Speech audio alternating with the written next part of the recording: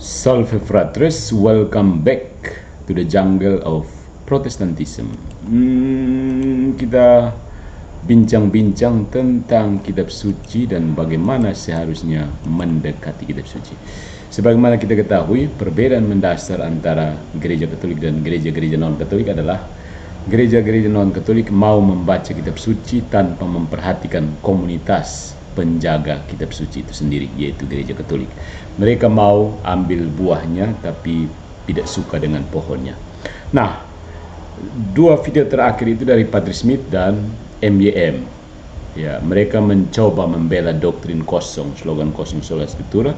Tapi ya, seperti biasa, tidak ada yang bisa dilakukan selain retorika kosong. Karena sola scriptura memang slogan yang kosong. Ya, saudara-saudari.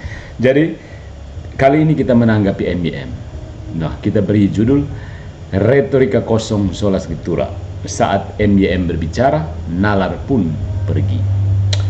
Ada kalanya sebuah presentasi terdengar cerdas di permukaan, namun jika dikuliti sedikit saja, isinya hanyalah tumpukan asumsi, kutipan setengah hati, dan retorika pembenaran diri.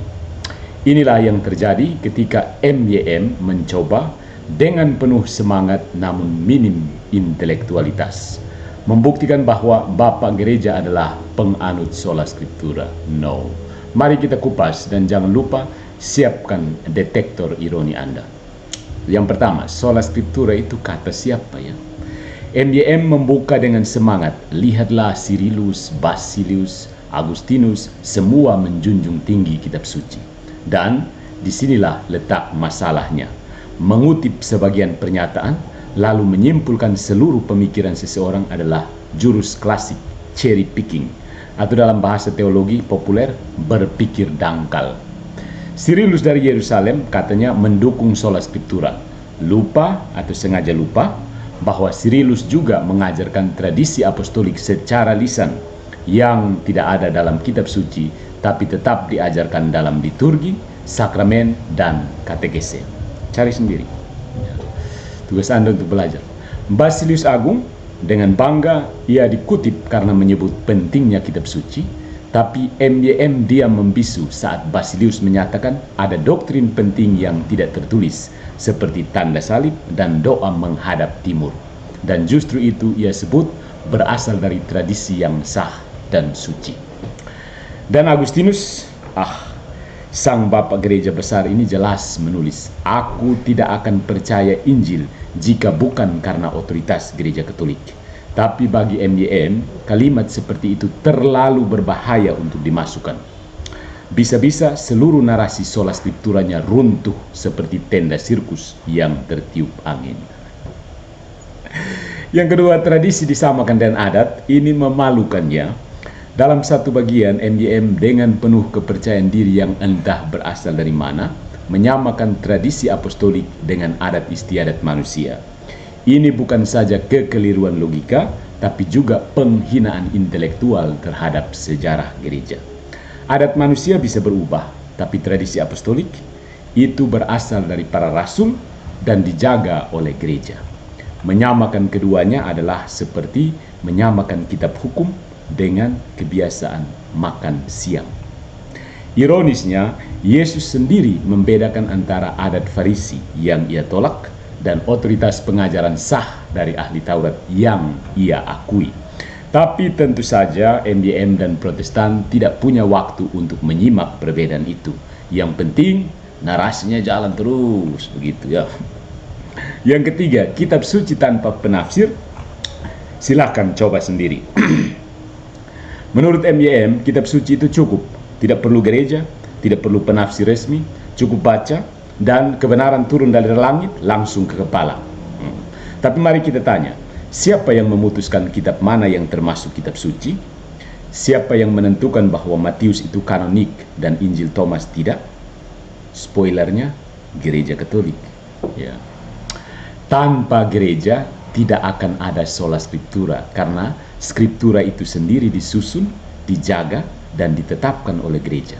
Tapi MYM dan Protestan pada umumnya tidak peduli.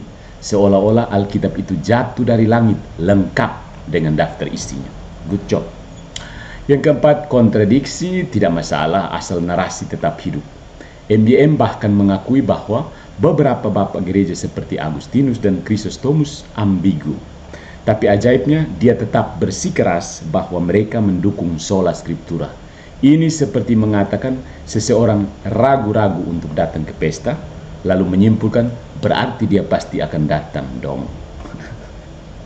Logika seperti ini bukan hanya malas, ia ofensif terhadap akal sehat. Ya. Jadi saudara-saudariku, MBM melakukan retorika kosong di atas fondasi runtuh. Presentasi MBM tidak lain adalah orasi pembelaan terhadap doktrin yang tidak bisa berdiri sendiri secara historis maupun teologis. Dia bukan mencari kebenaran, melainkan menyusun pidato untuk membela posisi yang sudah ditentukan sebelumnya. Bapak gereja, dia ubah menjadi pion yang harus mendukungnya, walaupun fakta sejarah justru menunjukkan sebaliknya. Gereja Katolik dihapus dari sejarah Alkitab agar sola scriptura tetap terlihat heroik. Meskipun ironisnya, Alkitab lahir dari rahim gereja. Retorika MYM bisa saja membius sesaat, tapi bagi yang mau berpikir dan membaca secara menyeluruh, presentasinya hanyalah pembenaran diri yang rapi, bukan pencarian kebenaran yang jujur.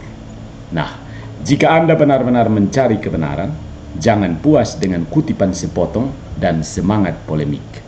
Bacalah Bapak Gereja secara lengkap dalam konteks dan biarkan mereka sendiri berbicara.